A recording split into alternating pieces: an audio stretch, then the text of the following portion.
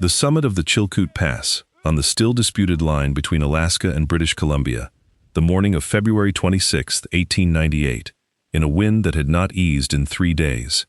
Inspector Robert Belcher, Northwest Mounted Police, 4 weeks into a posting that did not yet have a roof over it, commanding a small detachment of constables. Below him, strung out down the ice-cut stairs of the final headwall, a line of stampeders climbed toward the flag his men had just raised in the snow, each one carrying a fraction of the ton of goods Canada now required before it would let him cross. Belcher had no barracks.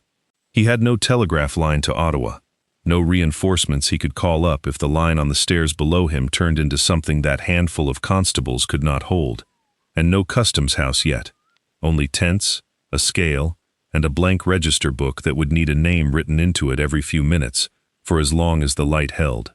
He was not there to guard a settled border. The border itself had not been agreed on.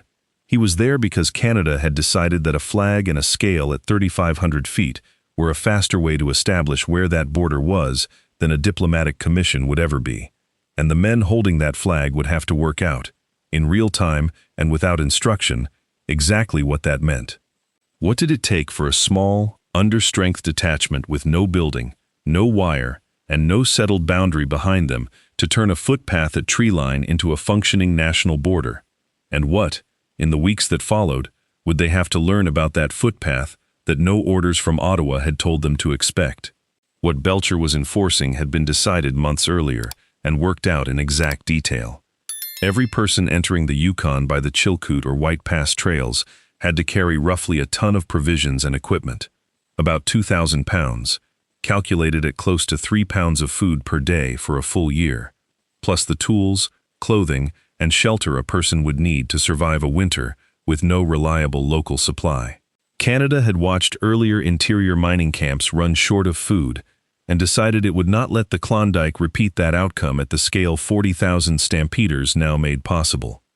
The rule was blunt, and it was enforced at the scale itself. No ton, no crossing, turn around and go back down the trail for more. On top of the weight requirement, the police assessed a 10% duty on the value of what came through, which meant every scale reading also became a customs valuation, written into a register by hand. Superintendent Sam Steele arrived at Skagway in February 1898 to take command of the whole district. By summer he had 2 divisions, roughly 285 members, and 200 soldiers of the Yukon Field Force distributed across 31 detachments. With the Chilkoot and White Pass summits as the 2 choke points, everything else was built around. The nearest of those detachments to Belcher's tent was miles away down the trail. For the men actually standing at the scale, command structure and troop totals meant very little. What mattered was the line in front of them, the weather behind them, and the fact that nobody in Regina had ever weighed a ton of bacon and blankets on a mountaintop in a windstorm and could tell them exactly how to do it. Before we continue, if this kind of documentation is what you have been looking for, consider subscribing. Every video on this channel goes into one specific element of Canadian patrol between the Northwest Mounted Police's earliest frontier posts and the highway patrols of the 1970s. The posting, the territory knowledge that years in one place built in the officer who came to know the ground in every season, and the communities those officers served, in the full complexity of what that service meant in this era. Not Mountie mythology. The documented operational and human reality of a country whose geography required its officers to know their territory the way no centralized system has ever been asked to know it. Years at a post like this one gave an officer a working knowledge of the crowd, the weather, and the register that no customs manual and no office in Ottawa was ever built to hold.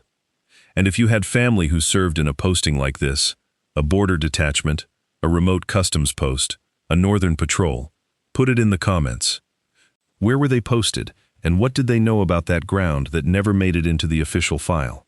Next, the posts strung every 30 miles down the Yukon River, where 1 or 2 constables kept the only surviving record of who had passed and who had not. Back on the summit.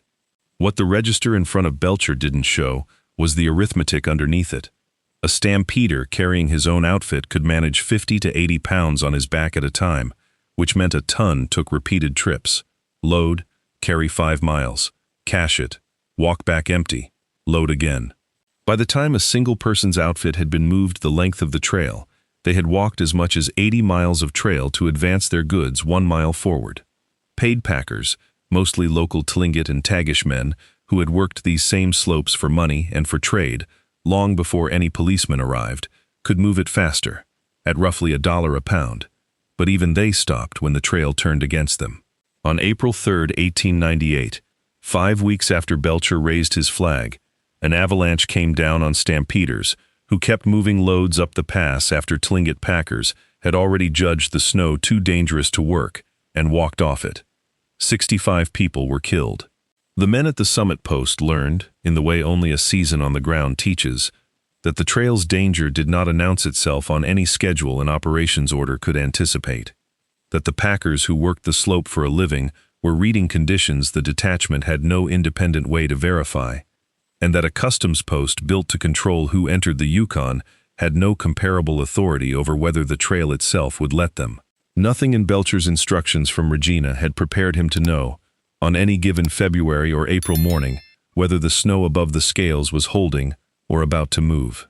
That knowledge existed only in the men who worked the slope every day, in every season, for reasons that had nothing to do with the flag at the summit and the detachment's survival, as much as any stampeders, increasingly depended on paying attention to what those men already knew. The paperwork the post generated was built the same way, improvised on the ground, then formalized after the fact. At Bennett and Tagish, downstream from the summit, Steele had every boat, scow, and canoe numbered and painted with that number before it was allowed to launch, and had the name, address, and next of kin of every passenger recorded against it in a book kept for that purpose. Not because Ottawa had specified a boat registration procedure for the Yukon headwaters, but because Steele's own officers had decided it was the only way to know, later, who had actually gone through and who had not. At the Chilkoot summit itself, the customs post ran on the same improvised logic.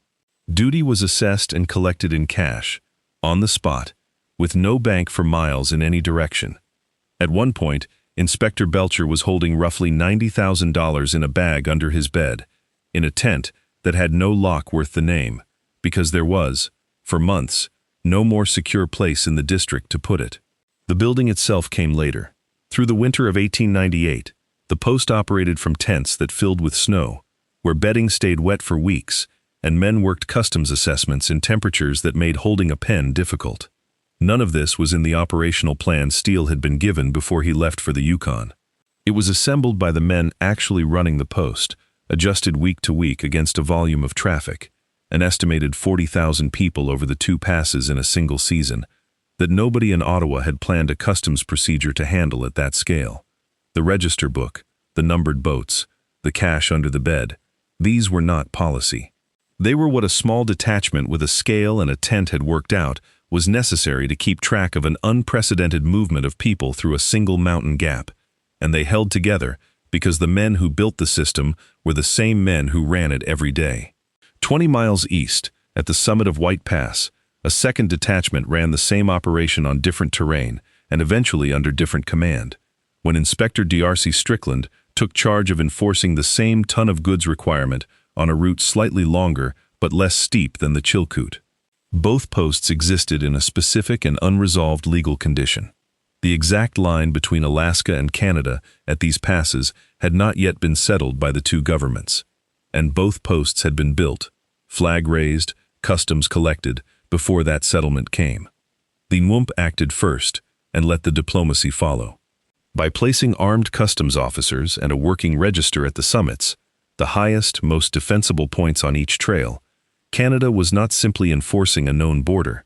It was establishing, through the physical fact of a flag, a scale, and a manned post, where it intended the border to be understood to run, in advance of any treaty that said so. For Belcher and Strickland, this meant the daily paperwork of collecting duty and weighing outfits was doing double duty as an act of national assertion neither man had been specifically trained to carry out. There was no manual for how a mounted police inspector represented Canadian sovereignty at a disputed alpine boundary, while simultaneously processing several hundred civilians a day through a snow-buried tent. What existed instead was the position itself, occupied, staffed, and functioning, which turned out, in the way these things often do, to matter more to the eventual settlement of the line than any argument made afterward in a boardroom. The posts became the border by being there first and never leaving. What did it cost the two men actually running those posts to hold a line that their own governments had not yet agreed existed? The ground both posts stood on had been someone else's border for far longer than Canada's. The Chilkoot and White Pass trails had been Tlingit trade routes for generations before either flag went up. Owned, in the specific sense of Tlingit clan law, by the Raven clan of the Chilkoot village, who controlled passage into the interior and had, since at least the 1880s, built a packing economy around that control. Tlingit and Tagish packers carried Yulakan oil, dried fish, and European trade goods into the interior and furs back out. And when prospectors began arriving in numbers through the 1880s and 1890s, that same packing knowledge, the trails, the loads, the seasons, the snow, became the paid labor that moved a large share of the stampeder's ton of goods up the mountain. This was not a service the NWMP created or organized. It existed before the customs posts did, run on terms the Tlingit and Tagish packers set for themselves, and the detachments at both summits depended on it working, because without paid packers most stampeders could not have moved their required ton at all. The relationship between the post and the packers was, in this narrow operational sense, functional and mutually necessary. The packers moved the goods the ton of goods rule demanded, and the post processed what the packers carried. But it existed inside a larger pattern the post did not control and rarely acknowledged in its own paperwork.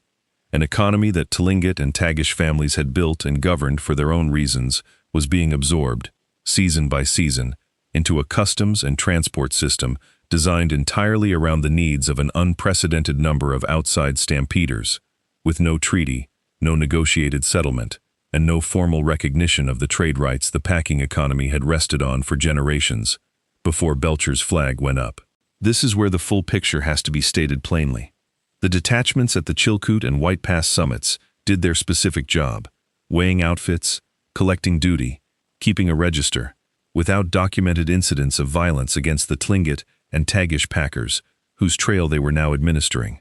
And the working relationship between packers and posts was, by the record available, a functional one, built on mutual need. But that specific post and that specific relationship existed inside a larger institution operating, in these same years, under a federal Indian Act regime that elsewhere in Canada was already restricting Indigenous ceremony and enforcing residential school attendance. Policy, the same Northwest Mounted Police was, in other districts, the instrument for enforcing. No treaty had been negotiated with the Yukon First Nations whose territory the gold rush moved through. The Tlingit and Tagish packing economy operated without the formal land or trade agreements that would have given it legal standing against the customs regime now being built on top of it. The men at the summit posts were, in the narrowest sense, doing an honest job of weighing outfits and keeping a register in brutal conditions. They were also, whether they framed it this way or not, agents of a state extending a new administrative and legal order over a landscape whose existing order, the Raven clan's ownership of the trail, the packing economy built on it, had never been asked to consent to any of it.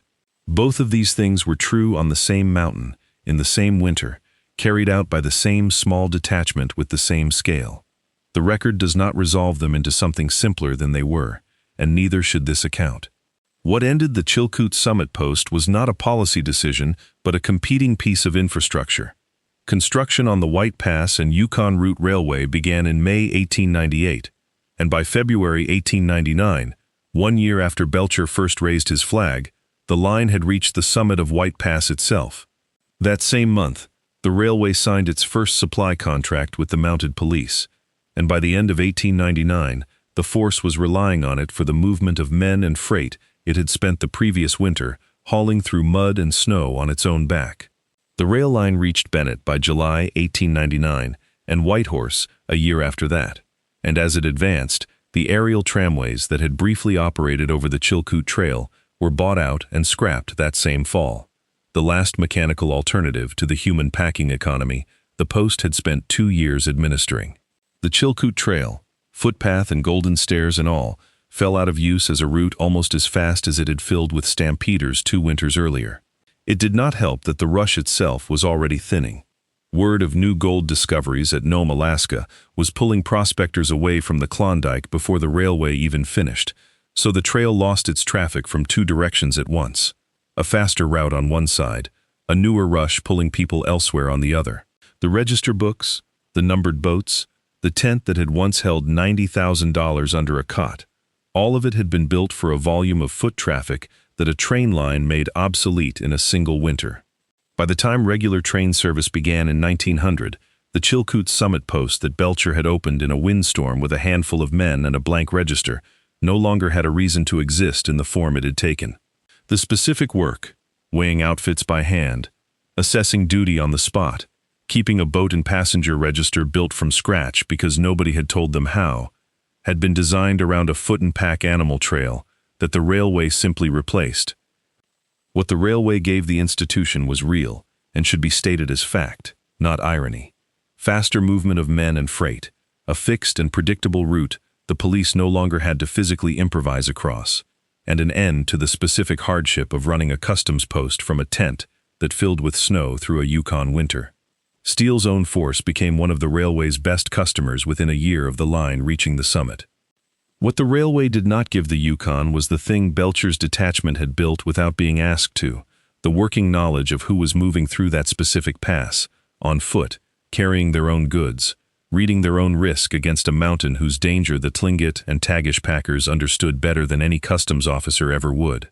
The train did not need a register of who had passed, because it did not need to know the individual weight of a stranger's outfit, or which families had already lost someone to the trail, or which packer had judged the snow too dangerous to work that morning. It only needed a timetable. Nobody wrote down what Belcher's small detachment had actually learned about that mountain before the post closed and the men went on to other postings. The pass is still there. The golden stairs are still cut into the rock above the scales. The knowledge of how to read that specific slope in a specific week of a specific winter belongs, now as then, to the people who worked it for reasons that had nothing to do with a flag, and to no operational file anywhere in Ottawa. If this channel is going to keep documenting what Canadian patrol officers knew about their territories, and what it cost the institution when that knowledge left, subscribe. There are more posts, more disputed lines, more registers built from scratch by men who were never told how, and none of it was ever asked to write itself down. Years at a post like the Chilkoot summit gave an officer a working knowledge of the crowd, the weather, and the mountain that no customs manual and no office in Ottawa was ever built to hold, and that knowledge left with him when the posting ended. And if you have a posting, a border crossing, a winter detachment in your own family's history, put it in the comments. Where were they stationed, and what did they know about that ground that the official record never asked them to write down? Next, the posts strung along the Yukon River itself, 30 miles apart, where one or two constables kept the only surviving account of who was still out there.